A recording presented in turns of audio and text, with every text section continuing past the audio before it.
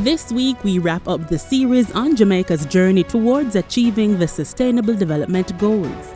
The PIOJ's Director General Wayne Henry showcased the coordination towards sustainable development. The Ministry of Foreign Affairs and Foreign Trade discussed international partnerships as the Ministry of National Security detailed actions for a secure environment. The former Minister of Education highlighted key initiatives in the sector. The Tourism Ministry and the Ministry of Economic Growth and Job Security underscored the importance of economic diversification. The private sector of Jamaica emphasized the critical role of the private sector. And this week, the United Nations resident representative wraps up with insights on Jamaica's performance from an international perspective. Join us for the finale of Let's Talk Goals this Thursday at 8:30 p.m. with a rebroadcast on Saturday at 6:30 p.m. Tune in for a compelling and comprehensive look at Jamaica's progress and future aspirations.